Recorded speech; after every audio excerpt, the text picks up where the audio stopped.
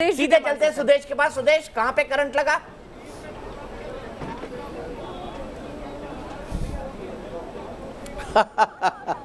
Current तो लग ही गया, आप देख ही रहे हैं और बहुत अच्छा एनालिसिस दे रहे हैं इनके सिंह जी। मैं एग्री करता हूं कि कहीं ना कहीं हम कम्युनिकेट करने में फेल हुए हैं और उन्होंने जो एक दृश्य क्रिएट किया था आर्टिफिशियल अचीवमेंट का, उसको हम वेद नहीं पाए।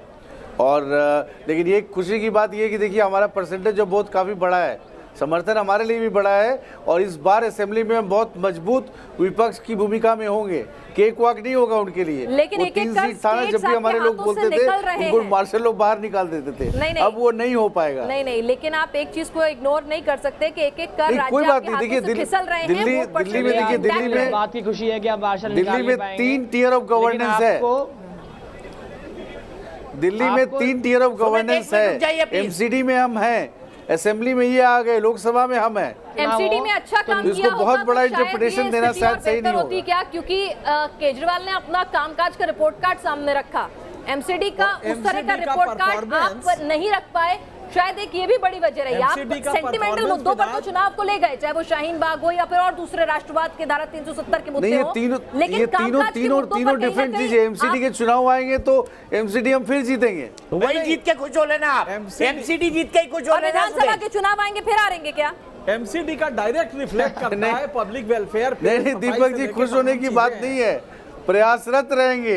दीपक इस बार नहीं, अगले बार इनको हटा देंगे। प्रयासरत रहेंगे। आपको तो पता है कि हम तो चुनाव को हर परीक्षा को बहुत सीरियसली लेते हैं। सुदेश, मैं एक बात कहना चाहता हूं आपसे। आज आम आदमी पार्टी के दफ्तर में एक पोस्टर लगा है कि 2024 में मोदी वर्सेस केजरीवाल।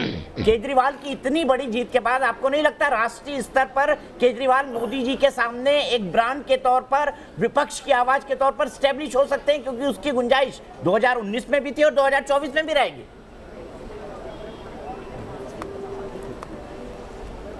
केजरीवाल में दीपक जी वो कुबत नहीं है। जो भी व्यक्ति बढ़ने का प्रयास करेगा केजरीवाल उसको काट देंगे। वो देखिए, किसी को बढ़ने दिए क्या? नहीं, ये तो खुद चुनाव भी लड़ना होता है, हर जगह खुद लड़ेंगे। पंजाब में भी खुद मुख्यमंत्री बनना चाहते थे। ऐसा व्यक्ति किसी को बढ़ने देगा ही नहीं। वो कहें कि आप विपक्ष अच्छा है ये कांग्रेस के अध्यक्ष बन जाएं, सभी पार्टी लोग मर्ज कर जाए कांग्रेस में और कांग्रेस वर्सेस बीजेपी हो जाए, देश डिसाइड कर देगा।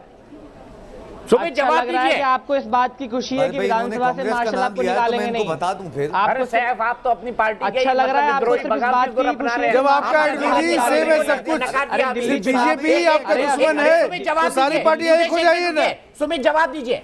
दिल्ली के चुनाव से एटलीस्ट मेरी बात पहले मुझे कंप्लीट करने दिए। दिल्ली के चुनाव से कम आपको ये सीख लेनी चाहिए कि अब ये नफरत और हिंसा भरी भाषा ये आपको नकार देनी चाहिए। आप देखिए दिल्ली की जनता ने किस तरीके से काम को प्यार किया, किस तरीके से काम को मोहब्बत दी और आज इस तरह का परिणाम दिया। तो बीजेपी का वोट परसेंटेज कैसे बढ़ गया? हम तो एलिवेशन की बात कर रहे हैं, कांग्रेस अध्यक्ष बनने की बात कर रहे हैं। कहां से नेगेटिव हो गया? राहुल गांधी जी केपेबल नहीं है। 33% पे 15 साल से। अरे अरविंद केजरीवाल जी कांग्रेस के अध्यक्ष बन जाए, मजा आ जाएगा। एक नेता मिल जाएगा उनको राष्ट्रीय स्तर का। मतलब आप मान रहे हैं कि केजरीवाल राष्ट्रीय स्तर के नेता हो गए? आप मान रहे हैं केजरीवाल राष्ट्रीय स्तर के नेता हो गए? को कूड़ा करके रख दिया आपने। नहीं, वो तो चाहते हैं ना, तभी तो वो मोदी जी के खिलाफ गए थे लड़ने के लिए। तभी तो वो मोदी जी के खिलाफ गए थे लड़ने के लिए। अभी तो इन्हें परफॉर्मेंस दिखाना पड़ेगा, लेकिन अगर इन्हें लगता है बड़े नेता बन गए तो कांग्रेस में तो खाली है वो जगह। अगर कोई रोक पाता है तो इतना पार्टी बनाया जाए जब आइडियोलॉजी आप चाहे 2015 के चुनाव में 2020 के, अपना आकलन इस बात को भी आप नकार नहीं सकते। एक साल से आप कितने स्टेट से आपका सुपड़ा साफ हो चुका है?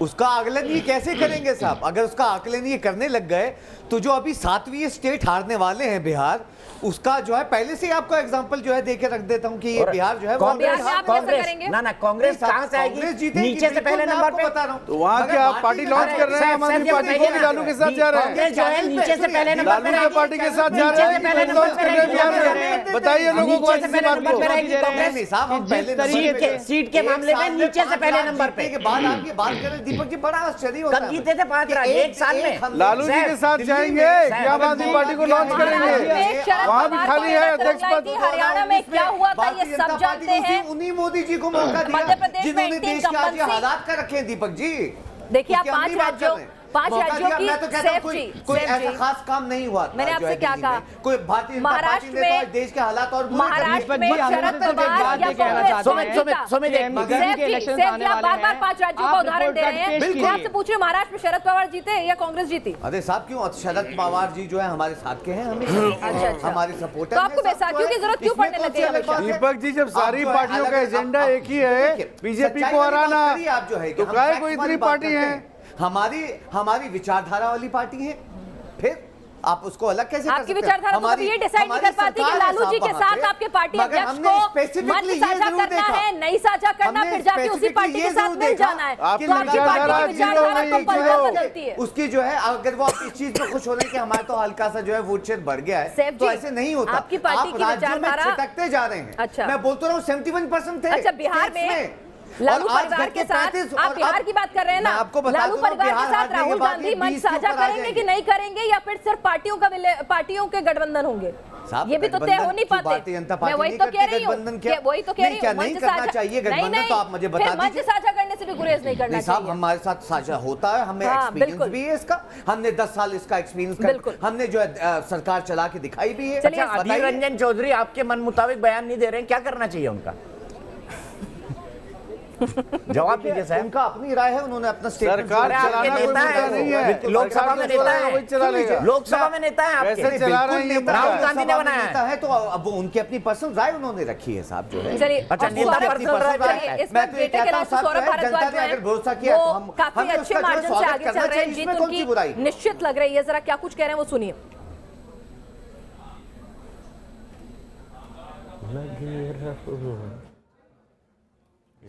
सौरभ भारद्वाज हमारे साथ मौजूद हैं ग्रेटर कैलाश से। आम आदमी पार्टी आगे चल रही है। सौरभ जी, क्या कहेंगे, कहाँ कौन जीत रहा है? राष्ट्रवाद जीता या कौन जीता? आई थिंक असली राष्ट्रवाद जीत रहा है, नकली राष्ट्रवाद हार रहा है। असली राष्ट्रवाद शिक्षित राष्ट्र से बनेगा, स्वस्थ राष्ट्र से बनेगा, पढ़े लिखे राष्ट्र से बनेगा, रैशनल थिंकिंग राष्ट्र से बनेगा।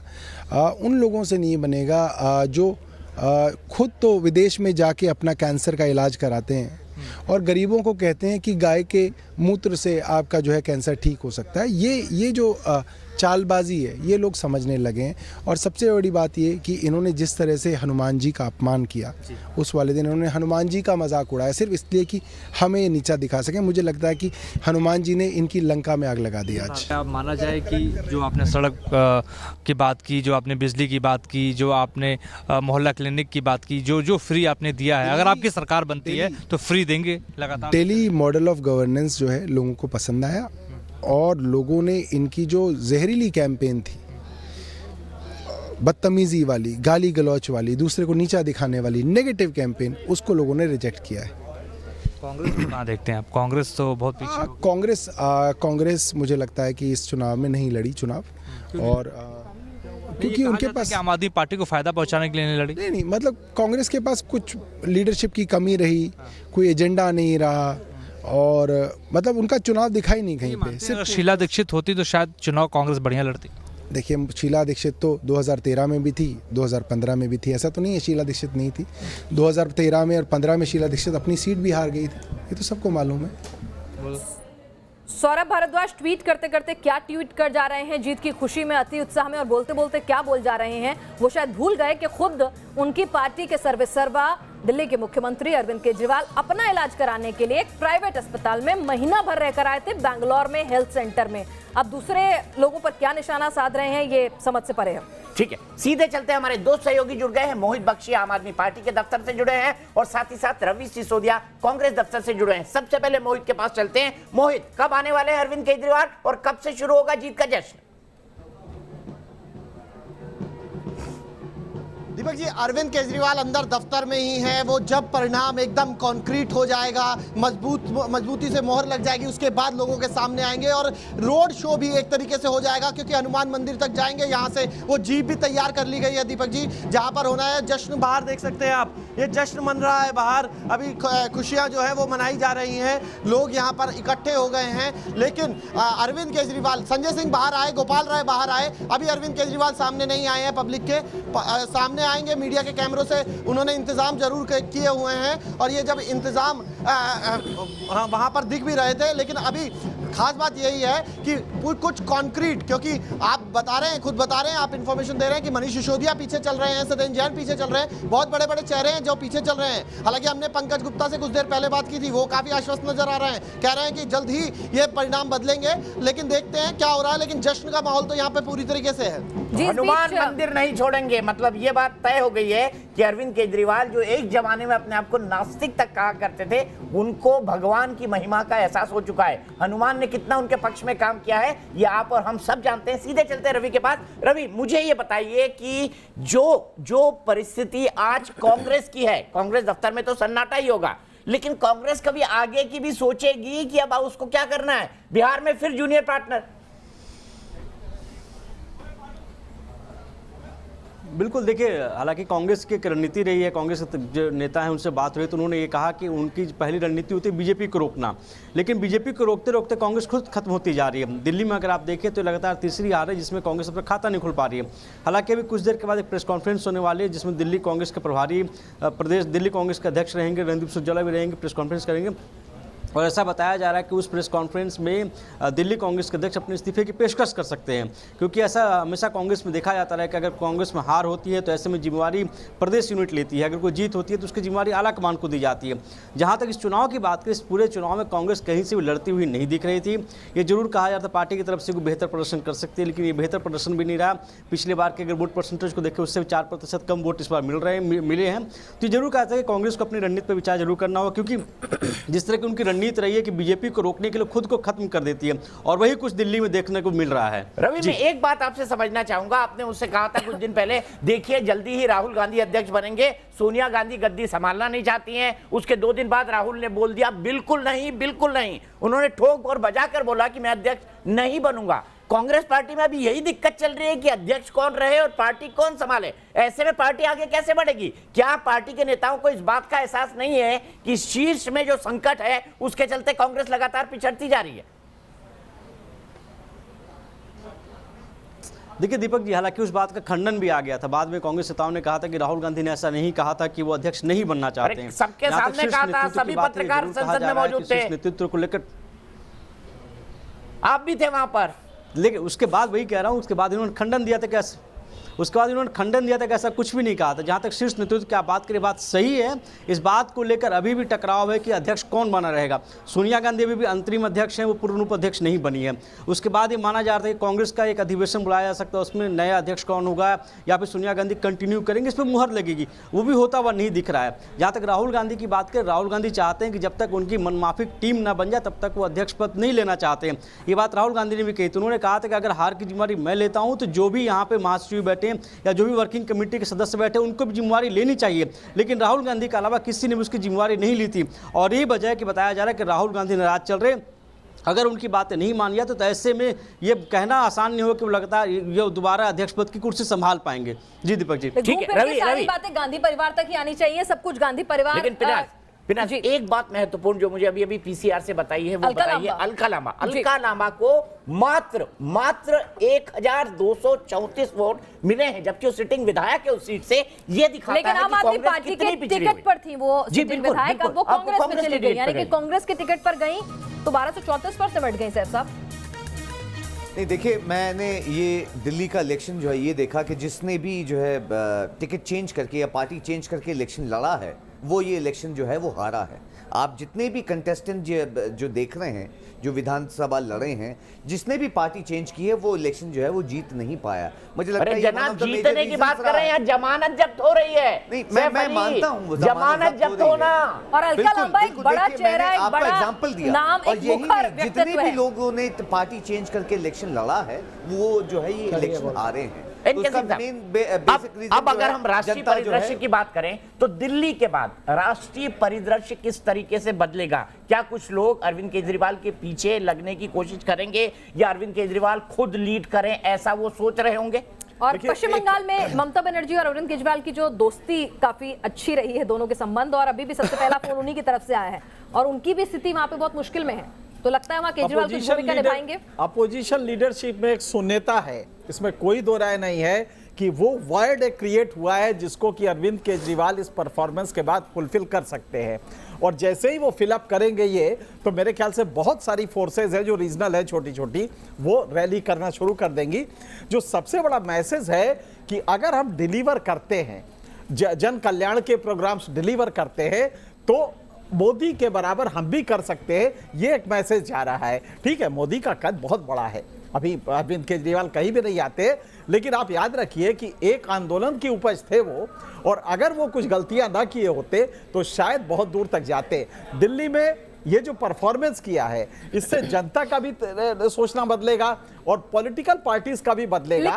लेकिन एनके सिंह जी, दिल्ली एक अलग तरह का, एक अलग मिजाज का मेट्रोपॉलिटन शहर है, जहां ज्यादातर लोग बाहर से आके बसे हुए हैं। यहाँ पर जाति पाति नहीं है, यहाँ पर बहुत सारे फैक्टर्स हैं जो रोल प्ले ही नहीं करते हैं। रूरल इंडिया नहीं मिलता है आपको, बहुत कुछ नहीं है। गौतम गंभीर, दिल्ली के सांसद, क्या कुछ कह रहे हैं, जरा वो भी सुनिए। आम आदमी पार्टी के कैंपेन के साथ वो जुड़े, लेकिन ऑल आई कैन से कि हमने पूरा एफर्ट किया था, हर तरीके का एफर्ट किया था, और शायद हम जनता को कन्विंस नहीं कर पाए। सो आम आदमी पार्टी सरकार फिर से बनाएगी, अरविंद केजरीवाल जी फिर से सीएम बनेंगे, एंड आई होप कि दिल्ली का विकास होगा।